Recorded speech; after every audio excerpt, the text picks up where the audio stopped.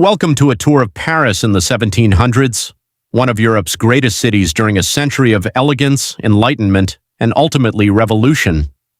Using advanced AI technology, we'll be transforming centuries-old engravings and paintings into photorealistic scenes, giving you a true sense of what life was actually like in 18th century Paris, France. Throughout the 18th century, Paris was home to about 600,000 people, making it one of the world's largest cities.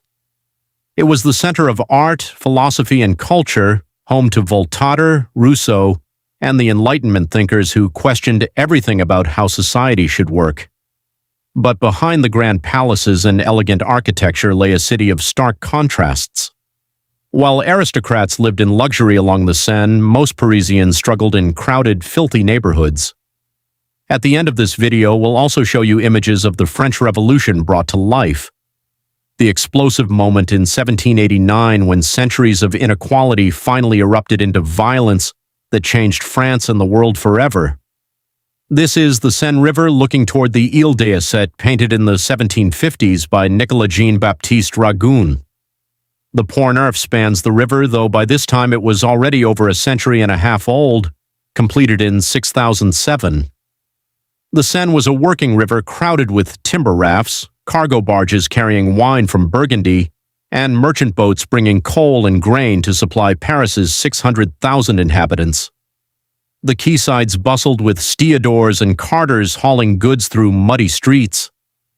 On the right bank stands the Institut d'Ifos with its gilded dome built in the 1660s.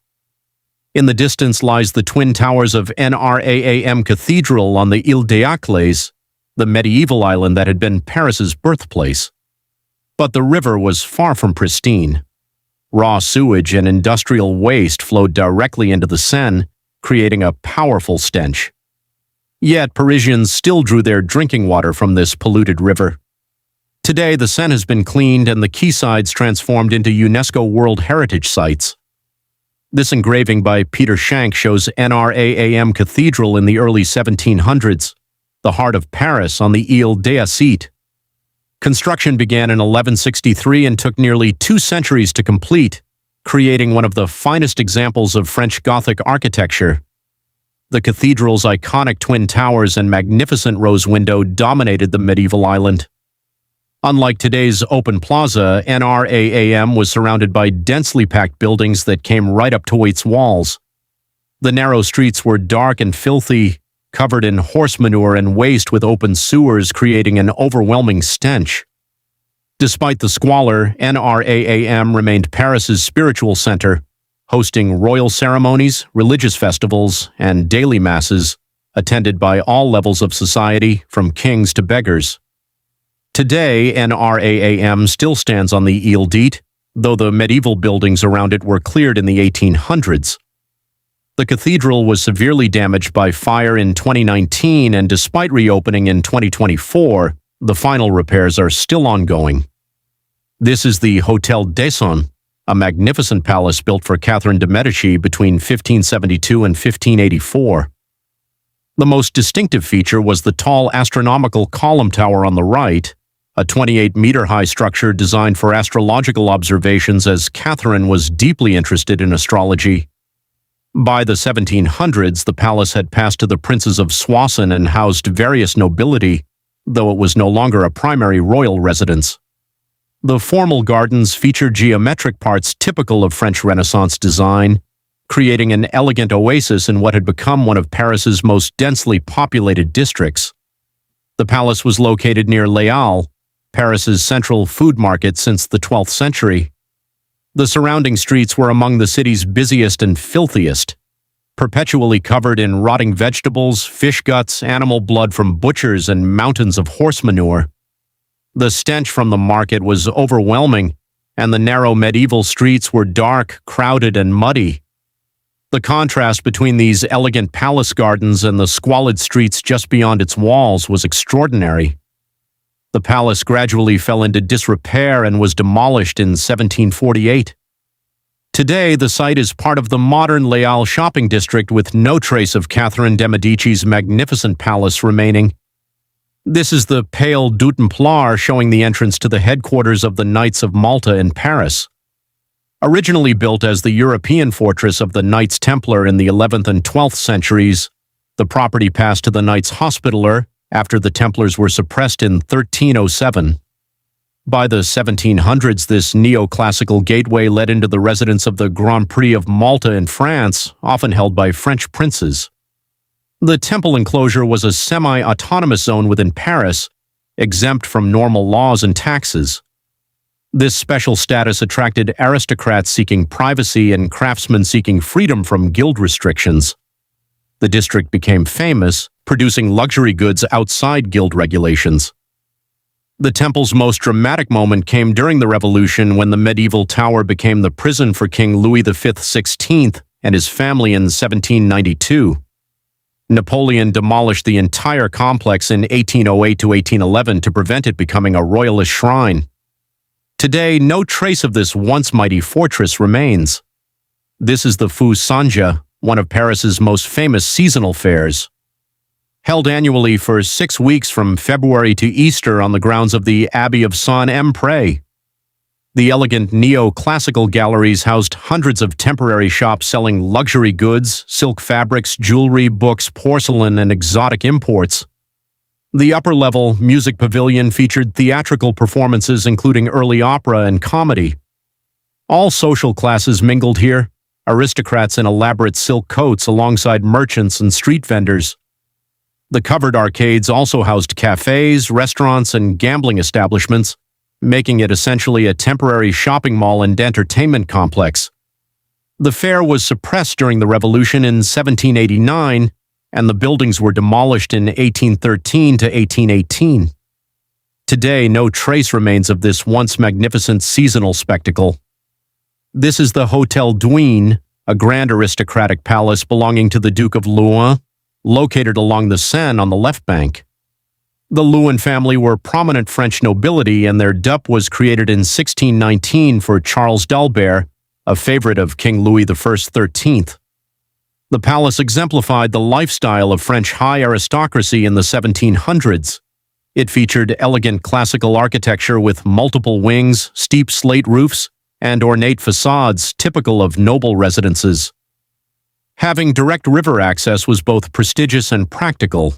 Boats could deliver goods and guests directly to the palace's private landing. These aristocratic palaces contained dozens of rooms for grand entertaining, private apartments, servants' quarters, and formal gardens. The private quays were better maintained than public streets, regularly swept by servants despite heavy pollution from the Seine. By the Revolutionary period, such aristocratic luxury became controversial. Many noble palaces were destroyed during the French Revolution, and the Hôtel d'Huin no longer exists today. This is the Palace of Versailles, the magnificent royal residence located about 12 miles southwest of Paris. While not technically in Paris, we couldn't make this video about France in the 1700s without covering it.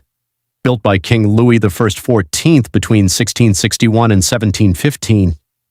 He transformed his father's hunting lodge into Europe's largest palace with over 700 rooms, sprawling gardens, and elaborate fountains. The palace was dramatically expanded in the 1680s, creating the massive wings and courtyards we see here.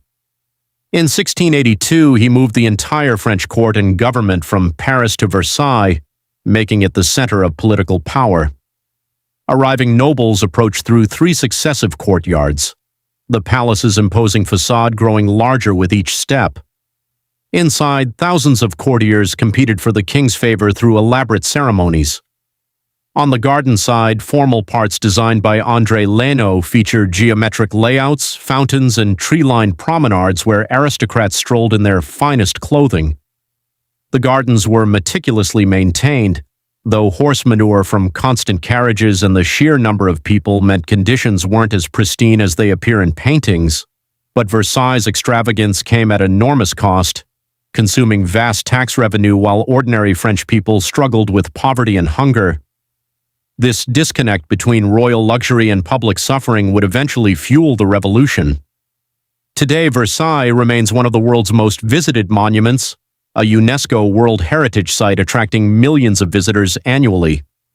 This is the Observatoire Paris, one of the world's oldest astronomical observatories still in operation.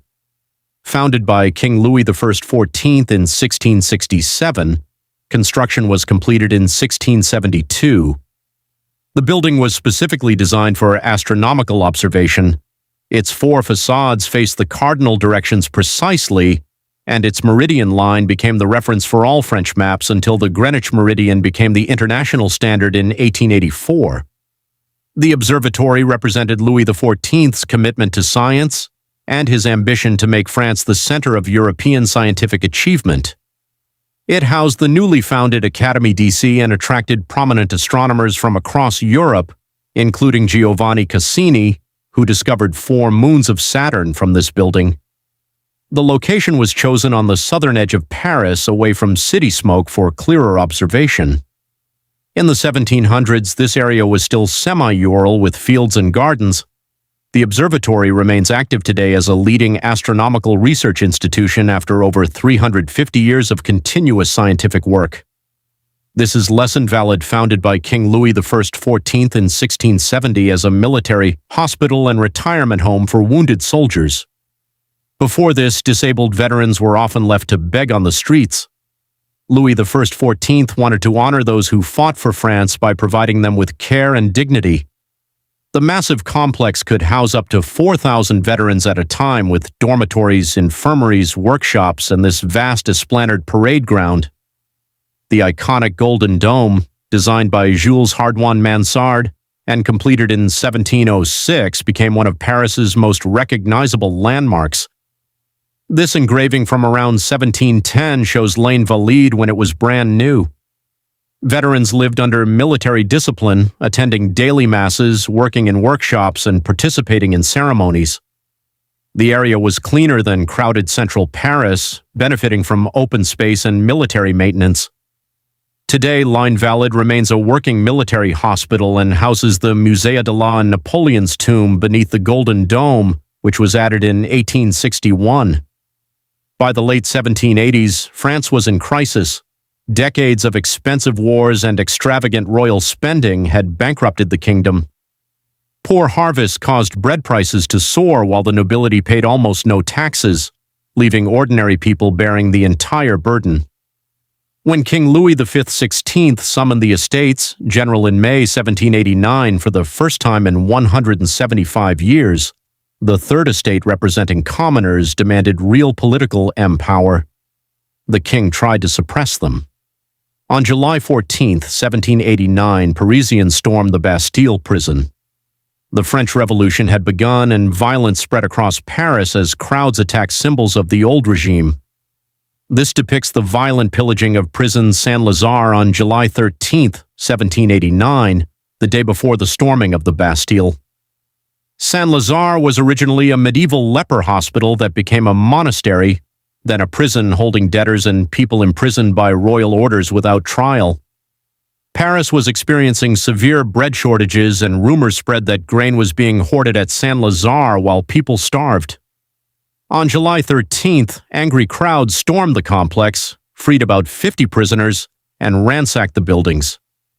The mob seized stored grain, wine, and supplies, loading them onto carts to distribute in the streets. They systematically destroyed the prison, smashing windows, breaking down doors, and causing an estimated 400,000 LRA in damage.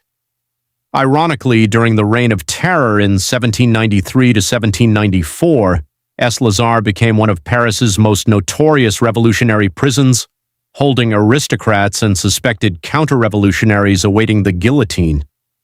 The complex was eventually demolished in the 19th century, and the Gare Saint-Lazare train station now occupies part of the site. This engraving by Hellman shows the storming of the Bastille on July 14, 1789, the day after the Saint-Lazare attack and the most iconic moment of the French Revolution. The Bastille was a medieval fortress prison in eastern Paris, a hated symbol of royal tyranny where the king could imprison anyone without trial. On the morning of July 14th, thousands of Parisians marched to the Bastille, demanding weapons and gunpowder stored inside. The fortress's governor, Bernard-René Delaune, refused to surrender. After hours of negotiation, the crowd attacked with cannons, and fierce fighting erupted with musket fire and artillery, creating clouds of smoke. The battle lasted about 4 hours. Nearly 100 attackers were killed, but eventually the defenders surrendered. The crowd stormed inside, freed the 7 prisoners held there, and brutally killed Governor Delaunay and several guards. Their heads were paraded through Paris on pikes. Though only 7 prisoners were found inside, the fall of the Bastille became the revolution's defining moment. It proved that the people could defeat royal authority through force. The Bastille was completely demolished by November 1789. Today, the Place de Bastille and the Colonne de Juillet monument mark the site, and July 14th remains France's national holiday, Bastille Day. The magnificent palaces, churches, and institutions we've explored today tell only half the story. Behind the grand facades, most Parisians struggled in conditions we can barely imagine today. The ideas of liberty, equality, and music democracy that emerged from revolutionary Paris spread across Europe and beyond, reshaping how we think about government, human rights, and society itself. If you enjoyed this journey through 18th century Paris, please comment below what city and what era you'd like to see next, and your hometown may be featured in the next video. Thanks for watching, and as always, we'll see you in the past.